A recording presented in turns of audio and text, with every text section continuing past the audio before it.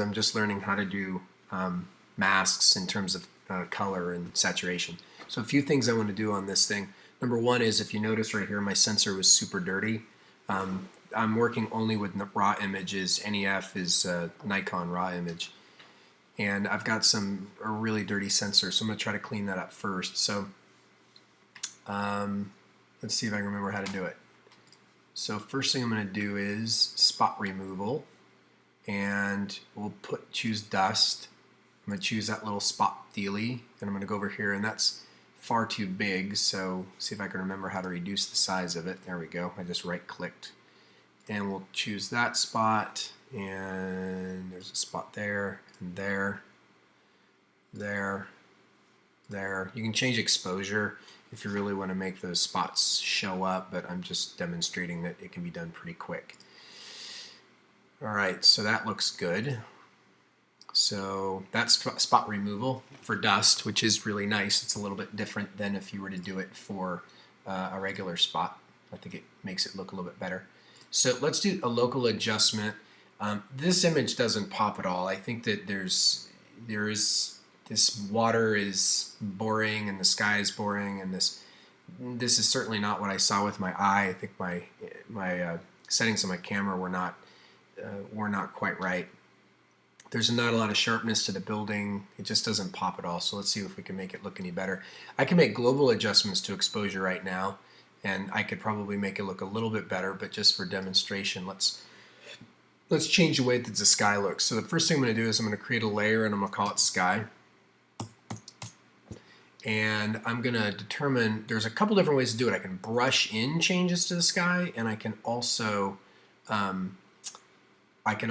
use a variant. So I'll show you what a gradient mask looks like. So gradient masks are pretty cool.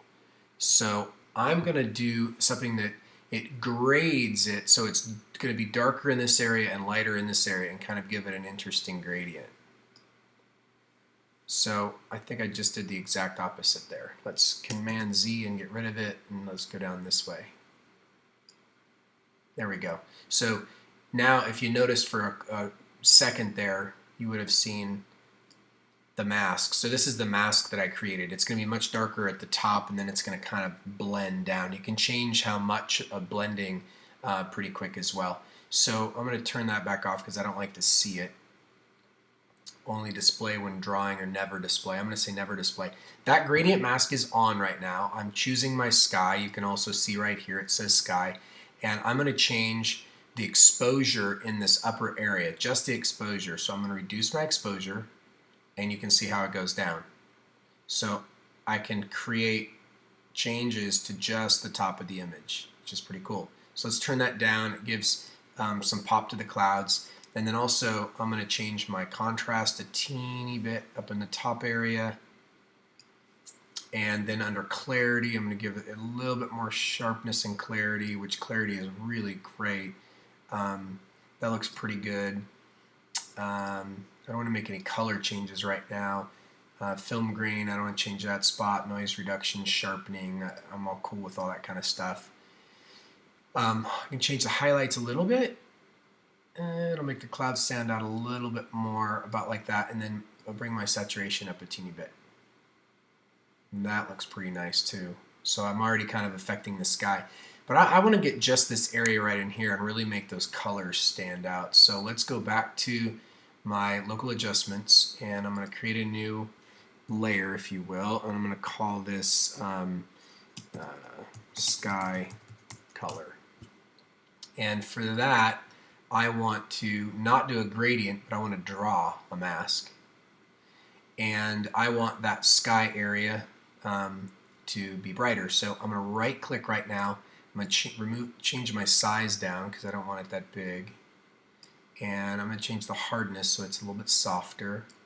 Opacity, if it's full on, it's fine. But I like to go down a little bit because then I can continue to brush in the same spot, and it'll make it darker and darker and darker the more that I go over it. So that looks pretty good. So now what I want to do is I want to change my saturation. I'm going to bring my saturation up considerably. And I'm going to start drawing in the areas that I want to bring more saturation. And you can see it's starting to get a little bit more orange in there. Yeah, it looks pretty good. You have to be a little careful that you don't overdo it. And then I'm going to do this as well. And I'm going to zoom in a little bit on that. I just slid up on my mouse. And I'm going to bring that color up in there a little bit. Maybe even the water. And come down a little bit. There we go. Let me get a little bit more of that water in there. No, that doesn't look right. Command Z.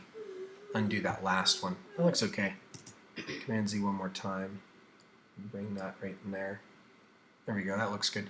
And then let's give this sky a little bit more punch over in this area. Make it a little bit more yellow right in there. That looks nice.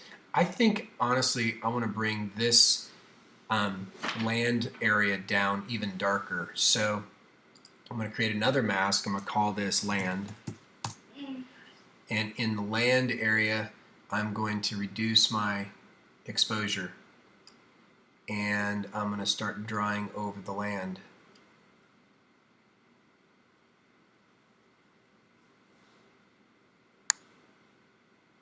Now I could have turned on edge detail or find edge, and then it would not bleed into the sky, which would have been a great idea, but I didn't do that.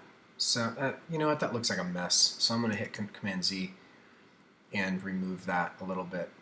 But I think you get the idea. You can go through creating different layers. You can create different effects throughout the entire image. If I want to go back to the sky right now and make some more sky changes, I can choose sky color, and I can go back through there, maybe add a little bit more to it, and go anywhere I want in the sky.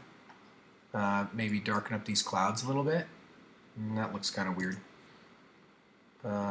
Let's right click and reduce the size down a little bit more. Let's get those clouds in there. There you go. Kind of just give a couple of them a little bit more punch. Well, you can see a stripe on that one. Actually, a good one too. There. That's not too bad. The water on the bottom to me is still a little funky, so I'm going to choose water. And for the water, I'm going to use a gradient. So I'm going to click right here and right click. Oops. Sorry. Click and hold right here and choose gradient mask. And I'm going to draw a gradient here. I can't see what I did, so I'm going to turn the gradient on. Gradient mask, always display. Doesn't look like that took, does it? There we go. So the darkest would be down here. So now I'm going to take that gradient right there, and I'm going to turn the exposure down a little bit, darken that bottom edge up maybe a little bit. The idea is to create some uniformity between the sky and the darkness of the water. So the same darkness here is down here, and then that image pops a lot more than it used to.